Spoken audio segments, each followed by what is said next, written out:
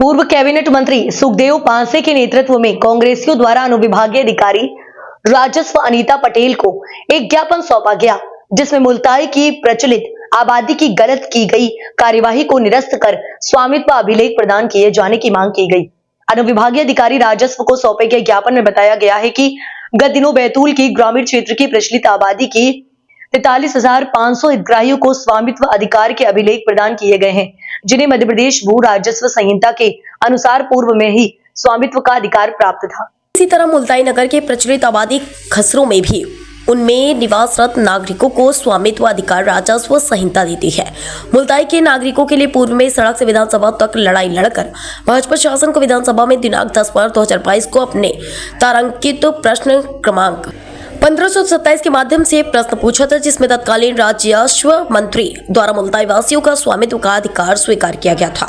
तत्कालीन मुख्यमंत्री शिवराज सिंह चौहान द्वारा एक योजना के तहत आवेदन भी बुला लिए गए थे, लेकिन आवेदन बुलाने के बाद प्रशासन द्वारा स्वामित्व की प्रचलित आबादी से इंकार कर मनमानी कर विधि विरुद्ध प्रचलित आबादी में ही नजूल पट्टे लेने को नागरिकों को मजबूर कर रहा है।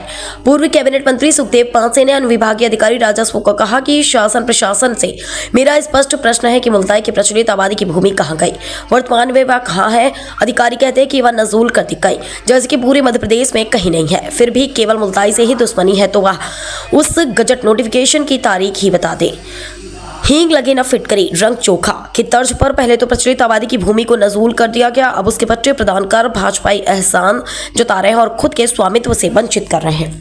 भैया बताएं, आज किस मामले को लेकर आज जो एसडीएम साहब से मुलाकात हुई, क्या मामला है? हम आज नजूल के विषय में ज्ञापन देने के लिए एसडीएम कार्यालय आए थे और हमारा मैटर ये है कि अभी शासन ने ग्रामीण क्षेत्रों में आबादी जो प्रचलित आबादी है उसमें सभी को स्वामित्व अधिकार के भू अभिलेख दिए हैं, जितने भी ग्रामीण एरिया है उसमें, जिसमें बैतूल ज़िले के 43,500 ग्रामीणों को दिए जाने का प्रावधान है और करीब 1200 गांव उसमें कवर हो रहे हैं।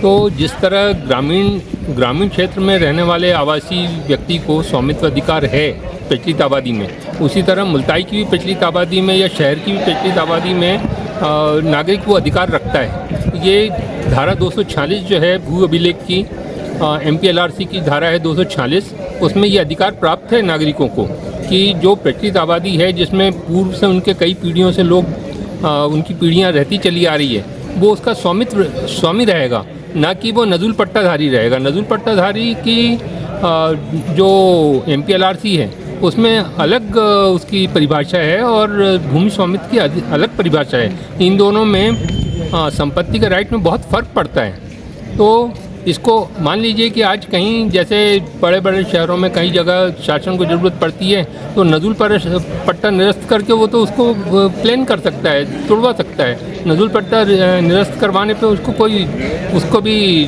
कोई दिया जाएगा, मुआवजा दिया जाएगा, ऐसा भी नहीं हो सकता है। ऐसा भी नहीं करे, ऐसा भी हो सकता है शासन की ना दें, मुआवजा ना दें। इसीलिए हमारी ये लड़ाई 1917 से चल रही है। 1917 से हम इस बात को मांग कर रहे हैं कि प्रचलित आबादी में नजूल पट्टा न देके भूमि स्वामी अधिकार का प्रमाण पत्र दिया जाए, वही हमारी मांग है। और मुल्ताई में आज भी जो पुराने 1917 से जो प्रचलित आबादी के खसरे हैं वो आज भी प्रचलित आबादी के ही खसरे हैं। 2018 का हमने प्रमाण पत्र लिया हुआ है इसी कार्यालय से, उसमें बाकायदा ये बात लिखी हुई है कि ये आबादी के पट्टे हैं, आबादी के खसरे हैं। इसी विषय को लेकर हम अभी एसडीएम महोदय से मिले हैं, उनको सारी बात हमने बताई है, हम वो आगे बात करके जो भी निर्णय लेंगे बताएंगे। थैंक यू, धन्यवाद।